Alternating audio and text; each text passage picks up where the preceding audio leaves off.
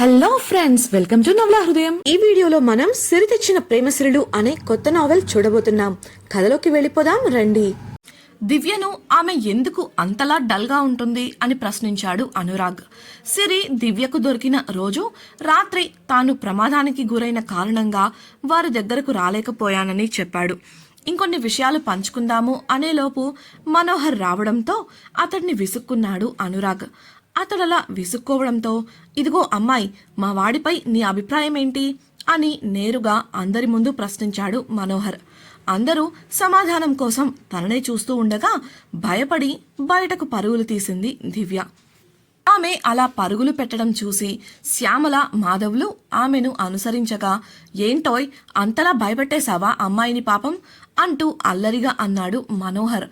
Uncle వత్తి పలుకుతూ మనోహర్ను కోపంగా చూసి కర్ర సాయంతో బయటికి నడిచాడు అనురాగ్.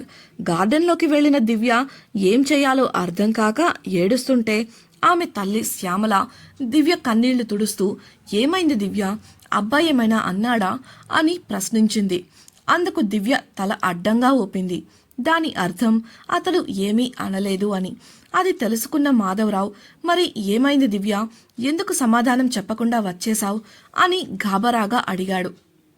వెక్కుతున్న దివ్య ఏడుపును బలవంతాన కంట్రోల్ చేసుకొని, మనం వెళ్ళిపోదాం నాన్నా, మనకు ఈ సంబంధం వద్దు అని దృఢంగా చెప్పింది.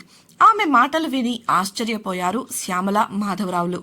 అప్పటి వరకు జరిగింది తెలుసుకొని అనురాగ్ వాళ్లే స్వయంగా దివ్యను తమ ఇంటి కోడలని చేసుకుంటామని చెప్పి వచ్చేసరికి దివ్య అదృష్టవంతురాలని వారి మనసు ఉప్పొంగిపోయింది. అలాంటిది ఇప్పుడు దివ్యనే స్వయంగా ఇలా మాట్లాడుతుంటే ఏమని అనాలో అర్థం కాక ఊరకుండిపోయారు. మాధవరావు వెనకే వచ్చిన గిరీశం దివ్య మాటలను వినేశాడు. చూడమ్మా దివ్య, ఈ సంబంధం చాలా మంచిది, అందుకు నేను గ్యారంటీ. అలా అని నీకు ఇష్టం లేకపోతే ఈ పెళ్లి చేసుకోమని నిన్ను ఎవ్వరూ బలవంత పెట్టరు. కానీ నీకెందుకు నచ్చలేదు అని కారణం మాత్రం చెప్పు, అది వాళ్లకు కూడా తెలియడం న్యాయం కదా అని గిరీశం మెల్లిగా దివ్యను అడిగాడు. అందుకు దివ్య తండ్రి వంక చూసి గిరీశంతో, అది మామయ్య అంటూ చెప్పడానికి సంకోచించింది. ఆమె చెప్పడానికి సంకోచిస్తుందని అర్థమై శ్యామలకు కనుక్కోమని చెప్పి వారు వెనుతిరిగారు. శ్యామల దివ్యను ఒక బల్లపై కూర్చోపెట్టి, దివ్య, మేము ఏం చేసినా నీకోసమే అని నీకు కూడా తెలుసు. సిరి విషయంలో లోకులకు భయపడి నేనైనా నిన్ను మాటలు అన్నాను, కానీ మీ నాన్న ఒక్క మాట కూడా అనలేదు. అలాంటి ఆయన దగ్గర నీ మనసులో ఉన్న విషయాలను పంచుకోవడానికి నువ్వెందుకు ఆలోచిస్తున్నావు అని నిర్మలంగా అంది.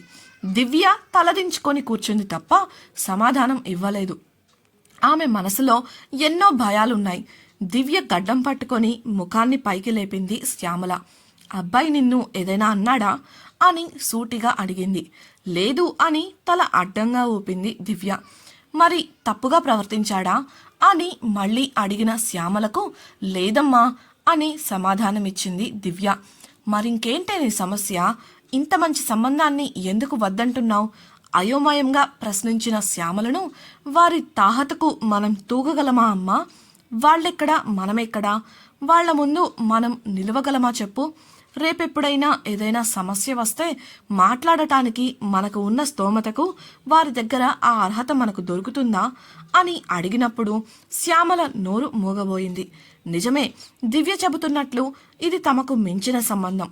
ఏదో దివ్యను ఇష్టపడి చేసుకుంటాము అని వచ్చారని సంతోషిస్తూ ఇంతవరకు ఇంత లోతుగా ఆలోచించలేకపోయారు. దివ్య అడిగిన ప్రశ్నకు శ్యామలకు ఏమని బదులివ్వాలో తెలియక మౌనంగా ఉండిపోయింది. కొంతసేపటికి, నువ్వు చెప్పింది నిజమే దివ్య, మాకు కూడా మొదట ఆ భయం ఉంది. కానీ మాకు అబ్బాయి గురించి, వారి కుటుంబం గురించి తెలిసాక మా నిర్ణయం మారింది. ఇలా చూడు దివ్య, అబ్బాయి నిన్ను నీ మనసు చూసి పెళ్లి చేసుకోవడానికి ఇష్టపడ్డాడు. నువ్వు ఇలాంటి ఆలోచనలు ఇక వదిలేయమ్మా అని వివరించింది శ్యామల. ఆయనకు అసలు నా గురించి ఏం తెలుసమ్మా, నా మనసు అతనికి ఎలా తెలుస్తుంది, నాకు ఇవన్నీ నమ్మశక్యంగా లేవు అని తల అడ్డంగా ఊపుతూ చెప్పింది దివ్య. నిజానికి దివ్య మనసులో ఎన్నెన్నో భయాలున్నాయి. వాటిని బయట పెట్టలేకపోతోంది. ప్రకాష్తో పెళ్లి సమయంలో తల్లిదండ్రులు చెప్పారన్న కారణంతో మరో ఆలోచన లేకుండా పెళ్లికి ఒప్పుకుంది. కానీ సిరిని ఇంటికి తీసుకెళ్లిన సమయంలో బయటపడిన ప్రకాష్ కుటుంబ నిజస్వరూపాలు చూసి ఆ తరువాత వాళ్ళు పెట్టిన ఇబ్బందులు పడి ఈ రోజున ఆమె మరో కొత్త మనుషులను తొందరగా నమ్మలేకపోతోంది. అందులోనూ వీరు డబ్బు పరపతి ఉన్న మనుషులు. తనను కాదన్నందుకు ప్రకాషే ఈ రోజు వరకు తన కుటుంబాన్ని పీడిస్తూనే ఉన్నాడు. అలాంటిది ఇటువంటి డబ్బున్న వాళ్లతో పొరపాటున ఏదైనా సమస్య వస్తే ఏమన్నా ఉందా? తన తండ్రికి ఇంతకు మించి సమస్యలను ఇవ్వాలని అనుకోవడం లేదు దివ్య. అందుకే ఈ సంబంధం వద్దంటే వద్దని కూర్చుంది. ఇలా మాట్లాడుతున్న శ్యామల దివ్యల దగ్గరకు అనురాగ్ సాయంతో వచ్చింది పార్వతి. దివ్య మాటలు దూరం నుండి విని చిరునవ్వుతో, అలా చూస్తే గుణంలో మన రెండు కుటుంబాలు సరిసమానం దివ్య. డబ్బు పరపతి ఇవాళుంటాయి రేపోతాయి. వాటిని చూసుకొని నువ్వు ఇలాంటి నిర్ణయాలు అస్సలు తీసుకోకు. అందులోనూ నువ్వు సిరి విషయంలో చేసింది ఎవ్వరూ చేయని గొప్ప పని. అలాంటి పని చెయ్యాలంటే ఎంత గొప్ప మనసుండాలో తెలుసా? నీకు అంత గొప్ప మనసుంది కాబట్టే నీపై ఇష్టం పెంచుకున్నాడు అనురాగ్. ఆ విషయం మనం ప్రస్తుతం పక్కన పెడదాం అంటూ ఓరగా అనురాగ్ వంక చూసింది. అనురాగ్ మౌనంగా ఆమె చెబుతున్నది వింటూ ఉండటంతో పార్వతి దివ్య చేతిని చేతిలోకి తీసుకొని, ఇలా చూడు దివ్య, సిరి విషయంగా నువ్వు చూపించిన గొప్ప మనసు ముందు ఈ ఆస్తి అంతస్తులు నామమాత్రంగానే ఉంటాయి. ఏ ఆడపిల్ల అయినా జీవితంలో పెళ్లికి చాలా విలువిస్తుంది. సిరి కోసం అటువంటి పెళ్లిని నువ్వు కాదనుకున్నావు. అందుకు నీ తల్లిదండ్రులు కూడా ఎలాంటి అభ్యంతరం చెప్పకుండా నీకు తోడుగా నిలిచారు.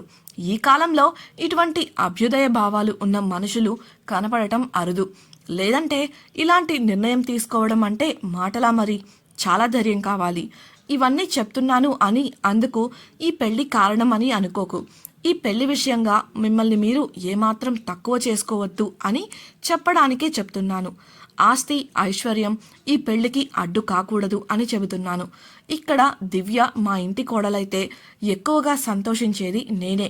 కారణం నా కొడుక్కు ఒక మంచి మనసున్న అమ్మాయి భార్యగా వస్తుందని. తాను చెప్పవలసింది చెప్పి ముగించింది పార్వతి. శ్యామల కల్పించుకొని, మీ అంతటి వాళ్ళు మా దివ్యను మీ ఇంటి కోడలిగా చేసుకుంటాము అనడం మా భాగ్యం తల్లి. ఏ జన్మలో చేసుకున్న పుణ్యమో. దివ్య తల్లిదండ్రులుగా ఇక మాకు ఈ సంబంధం పట్ల ఎటువంటి అనుమానం లేదు. దివ్యకు నచ్చితే మాకు సమ్మతమే. ఎంతైనా రేపు ఈ ఇంటికి కోడలిగా వచ్చి నిలబడాల్సింది తనే కదా అని పక్కకు వెళ్ళి నిలబడింది శ్యామల. తల్లి మాటతో తండ్రి వంక ఆశ్చర్యంగా చూసింది దివ్య. అతడు అవునన్నట్లు తల ఊపగా ఆలోచనలో పడింది. దివ్య పార్వతి చెప్పిన విషయాల గురించి ఆలోచిస్తూ ఉండగా ఆమె ముందుకు వెళ్లి నిలబడ్డాడు అనురాగ్. ఆమెకు ఎదురుగా నిలబడి ఆమెనే తీక్షణంగా చూస్తున్న అనురాగ్ ఆమె ముఖంలో కనిపిస్తున్న ఆందోళనను గమనించాడు. ఆమెను, ఐఎమ్ సారీ, మీకు ఈ పెళ్లి ఇష్టం లేకపోతే నిర్మోహమాటంగా చెప్పేయచ్చు, అంతేకాని ఏడవకండి అని సర్ది చెప్పడానికి చూశాడు. ఆ మాటైతే అన్నాడు కానీ 3 నెలలుగా మనసులో దివ్య ప్రతిరూపాన్ని నిండుగా నింపుకొని ఉన్నాడు. కానీ ఆమెకు ఇష్టం లేనప్పుడు ఆమెను ఈ బంధంలోకి లాగటం అతడికి ఇష్టం లేదు. అతడి మాటలకు అతని వంక క్షణకాలం చూసింది దివ్య. అతని కళ్ళల్లోని నిరాశ నిస్పృహలు ఆమె హృదయాన్ని తాకాయి. అనురాగ్ మళ్ళీ మాట్లాడుతూ, అవును దివ్య, నీ సమ్మతం లేకుండా మన పెళ్లి జరగదు. నీకు కావాలంటే సమయం తీసుకో. మరో విషయం నీకు ఇందాకే చెబుదామనుకున్నాను, కానీ మధ్యలో అంకుల్ వచ్చేశారు. అది నా పుట్టుక గురించి అంటూ తన తల్లి పార్వతి వంక చూశాడు అనురాగ్. ఆమె చెప్పు అన్నట్లు కళ్ళు ఆర్పడంతో, నేను సిరి ఒక్కటే అంటే నమ్ముతావా దివ్య అని అడిగాడతడు. ఆ మాటకు దివ్య తప్ప ఎవ్వరూ ఆశ్చర్యపోలేదు. కారణం అప్పటికే వారికి విషయం పార్వతి చెప్పేసింది కాబట్టి. దివ్య కళ్ళల్లో కనిపిస్తున్న ఆశ్చర్యాన్ని గమనించిన అనురాగ్ నవ్వుతూ, అవును దివ్య, సిరికి నీకు మధ్య ఆ రోజు జరిగిన సంఘటనే 25 సంవత్సరాల క్రితం మా అమ్మకు నాకు మధ్య జరిగింది. అవిటిదని అందరూ హేళన చేస్తుంటే మానసికంగా కృంగిపోయి తనువు చాలించాలి అనుకున్న మా అమ్మకు నేను చెత్తకుప్పలో దొరికాను. అప్పటినుండి ఒకరికొకరుగా బ్రతికాం. ఆ రోజు నిన్ను చూడగానే నాకు మా అమ్మే గుర్తొచ్చింది. అమ్మలాంటి మనసున్న అమ్మాయి దొరకాలని ప్రతి ఒక్కరూ కోరుకుంటారు. నేను అదే స్వార్థంతో ఆ ప్రపోజల్ చేశాను. నాకు సిరితో బ్రతకడంలో ఎలాంటి సమస్య లేదు. ఒకవేళ రేపు మనకు పెళ్లి జరిగితే తను మన పెద్ద బిడ్డగా పెరుగుతుంది. నీకు అందులో ఎటువంటి సంకోచం అవసరం లేదు. సరేలే, నేను చెప్పాలనుకున్నది చెప్పాను. ఇక నిర్ణయం నీదే. టైం తీసుకొని ఆలోచించు చెప్పి వెనక్కు జరిగాడు అనురాగ్. గిరీశం వాళ్లతో, అంకుల్ ఇప్పటికే చాలా లేట్ అయింది, వెళ్ళి భోజనం చేద్దాం పదండి అంటూ లోపలికి దారి చూపించాడు. వాళ్ళు దివ్యను ఒకసారి చూసి లోపలికి వెళ్ళగా పార్వతి ఉన్న వీల్ చైర్ను తోసుకుంటూ లోపలికి వెళ్ళాడు అనురాగ్. అతడి ముఖంలో ఉన్న బాధను, అప్పటికే అతడి ప్రేమను అర్థం చేసుకున్నదై చదివింది పార్వతి. అతడి చేతిని ప్రేమగా నిమిరి భరోసా ఇచ్చింది. అందరూ లోపలికి వెళ్తుంటే ఒంటరిగా పలు ఆలోచనలతో తోటలో ఉండిపోయింది దివ్య. ఇంతకీ దివ్య ఎటువంటి నిర్ణయం తీసుకోబోతుంది? దివ్యకు అనురాగ్కు పెళ్లి జరుగుతుందా? తెలుసుకోవాలనుకుంటున్నారా? అయితే ఛానల్ను సబ్స్క్రైబ్ చేసి సిరి తెచ్చిన ప్రేమ సిరులు నెక్స్ట్ పార్ట్ వినేయండి. మీకు ఈ వీడియో నచ్చినట్లయితే లైక్ చేసి మీ సన్నిహితులతో షేర్ చేయండి. మీ అభిప్రాయాలను మాతో పంచుకోవడం కోసం కామెంట్ సెక్షన్లో తెలియజేయగలరు. ఇట్లు మీ నవలా హృదయం team. Thank you for listening.